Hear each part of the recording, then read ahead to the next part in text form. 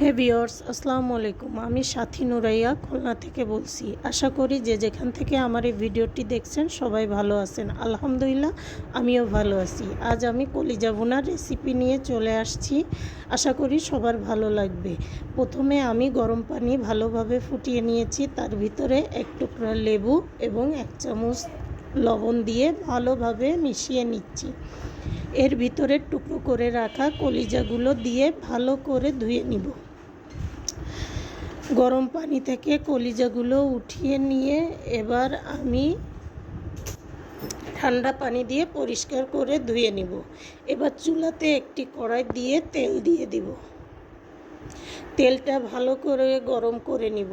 তেলটা গরম হয়ে এলে এর ভিতরে আমি গরম মশলা দিয়ে দিব। গরম মশলায় আছে এলাচ, দারচিনি, লবঙ্গ, গোলমরিচ ও তেজপাতা গোটা। এবার এগুলো ভালো করে ভেজে নিব। এর ভিতরে এবার কাঁচামরিচ ও পেঁয়াজ দিয়ে দিব। কাঁচামরিচ ও পেঁয়াজটা ভালোভাবে লাল লাল করে ভেজে নিব। আমার চ্যানেলটি নতুন। আমার এই ভিডিওটি যদি কারো কোথাও একটু ভালো লেগে থাকে তাহলে ভিডিওতে একটি লাইক করবেন এবং চ্যানেলটি সাবস্ক্রাইব করে আমার সাথে থাকবেন। এই তো পেঁয়াজ লাল লাল করে ভাজা হয়ে গেছে। এবার এর ভিতরে 1 চামচ রসুন বাটা, 1 চামচ আদা বাটা ও 1/2 চামচ জিরা বাটা দিয়ে ভালো করে কষিয়ে নিব।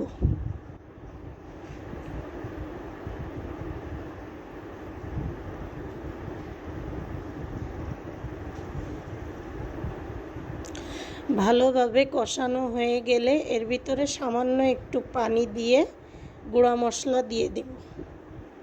গুঁড়া মশলার ভিতরে হলুদ গুঁড়া, মরিচ গুঁড়া এবং স্বাদমতো লবণ দিয়ে একটু নাড়িয়ে নিব।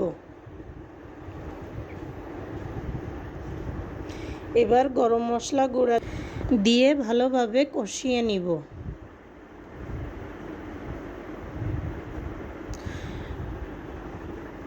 যতক্ষণ তেল না ছেড়ে দেয় মশলা থেকে। এই তো মশলা থেকে তেল ছেড়ে দিয়েছে। এবার আলু আর রসুন দিয়ে ভালোভাবে কষিয়ে নিব। আলু রসুন ঢেকে দিব। ঢাকনা উঠিয়ে আবার ভালোভাবে একটু নাড়িয়ে নিব।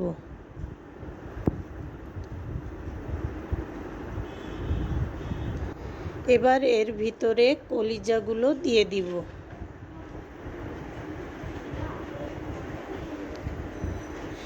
কলিজাগুলো দিয়ে ভালোভাবে কষিয়ে নিব। কষানো হয়ে গেলে এবার ঢাকনা দিয়ে ঢেকে দিব। এবার ঢাকনাটা উঠিয়ে আবার ভালোভাবে কষিয়ে নিব।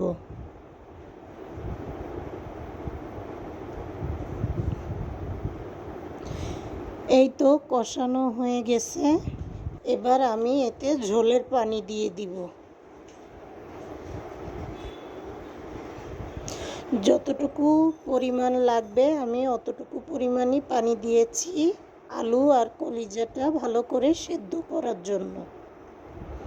পরিমাণ বুঝে পানি দিয়ে দিবেন। আবার আমি ঢেকে দিব।